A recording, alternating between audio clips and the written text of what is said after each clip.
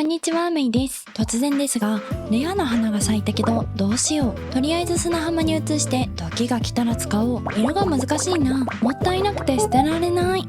という方向けに花畑の基本の作り方について解説します。ゆくゆくは自分でおしゃれな組み合わせができるようになる基本の花畑の考え方から、時間がない人向けにこの組み合わせを真似するだけの2つの構成でお話しします。まずは基本の花畑の考え方から解説していきます。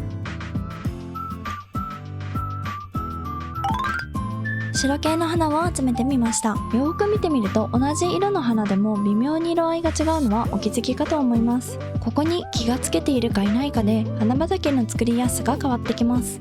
すべての色を集めてきました。右に行くにつれて色が濃くなっています。右側に集めた花は組み合わせ難易度高めの花です。難しいと思うので濃いと薄いがあるということだけ覚えておいてください。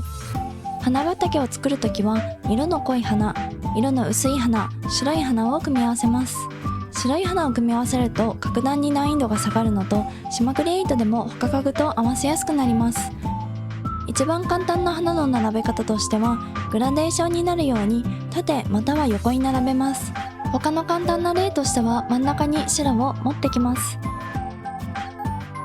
これだけでも少し華やかさが増しますね。基本的な並べ方が一番簡単で一番楽なのですが、ランダムに並べる簡単なやり方もお伝えします。ランダムに植えてあるように見せる方法は、花畑内で V の形を作るようにします。何のことかというと、濃いオレンジで V、薄いオレンジで逆 V、白で V を作っていきます。ランダムっぽく見せるのも V を覚えておけば簡単ですね。さらにここからもっとおしゃれに見える方法を伝授します。通常バージョンで考えていきます。ここから斜めにするだけです。斜めにするだけって凝った印象になるので、花畑が先ほどよりおしゃれに見えるようになります。斜めと斜めをつなげても可愛いかと思います。応用編です。白を使わずに同じ色のみで花畑を作るときも、色の薄い花と濃い花を用意します。作り方としては濃い花を薄い花でサンドイッチする感じです。濃すぎても印象が強くなりすぎてしまうので、薄い花が多い方がいいですね。ここから斜めにしても可愛いですね。次にみんな大好き紫のヒヤシンスと青いバラです。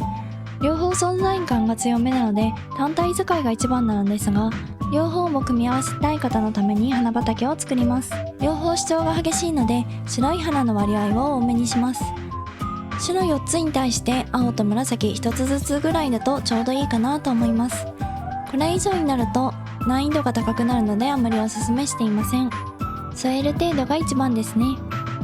例ですが、この縦1列の中に白2つと青か紫1つだとちょうどいいかと思います。他の例だと真ん中に白い花を適当に並べて青と紫で挟んでいます。これだけ色が濃いと花畑がメインになってしまうので大規模な花畑におすすめです。単体使いの花畑は簡単で並べるだけです。柵とかで囲んでいくのが王道ですね。あくまで一例なので、こんなにヒヤシンス持ってないよという方は先ほどのように白い花を間に植えたり麦畑でサンドイッチしても可愛いかと思います。これで基本の花畑の作り方編は終了です。簡単におしゃれに見える花畑は斜めにすることです。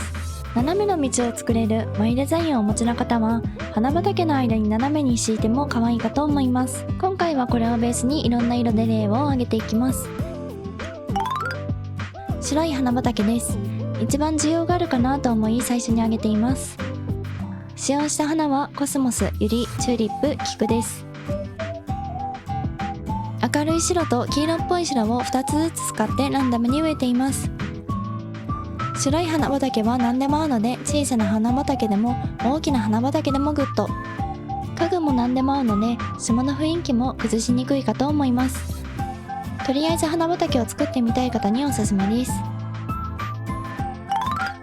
青色の花畑です。色の主張が激しめなのでメインの花畑に向いています。使用した花は青いバラ、青いヒヤシンス、白いコスモス、白いキク、白いチューリップです。濃い色としては青いバラ、薄い色として青いヒヤシンスを採用しています。青い花畑の時は周りの家具も花とよく似た色だといいかもしれません。赤い花畑です。イメージは何でも仕事をするリンゴ5個分の背があるあの子です。赤を使う時はあの子を想像すると色が組み合わせやすいかと思います。使用した花は赤いチューリップ、赤いヒヤシンス、白いコスモスです。3種類だけですが赤の主張が激しめなので家具も色も少なめがおすすめです。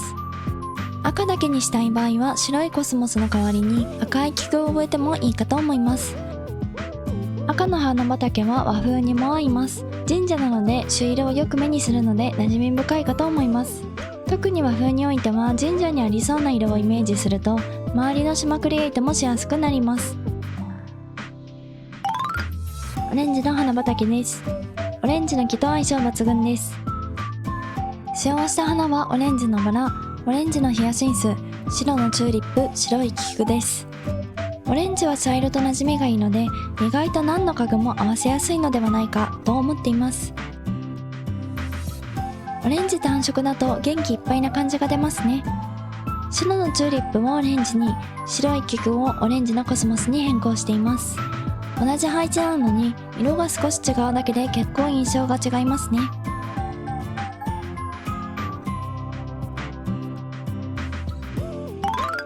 黄色い花畑です。サマーウェディングや高原のロッジを作るときにおすすめです。使用した花は黄色のバラ、ヒヤシンス、菊、ユリです。黄色だけでも可愛いのですが、やはり白を混ぜると島クリエイトしやすくなると思います。チューリップと菊を白に変更しただけです。主張が激しい分類なので使う色は3から5色がベストだと思います。迷ったら緑と茶色系がおすすめです。黒い花畑です。黒よりバラ、コスモス、チューリップと全使いです。怪しげな雰囲気を作るときにぴったりな花畑ですね。墓場やハロウィンの時などに使うとおすすめです。黒だけだと並べるだけで雰囲気が出てきます。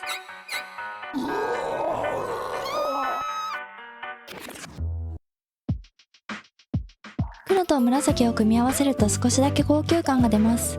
使用した花は黒バラ、黒いチューリップ、紫パンジー、紫のバラ、紫のチューリップです。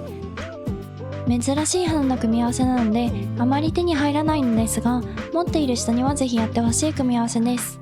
高級住宅街やお城の前などにおすすめの花畑です。夜にしてもいい感じに楽しめるのが暗い色の花畑ですね。ホテルの中庭などにもいいかもしれません。黒だけだとホラー寄りになってしまうので紫を混ぜてあげるのがポイントです。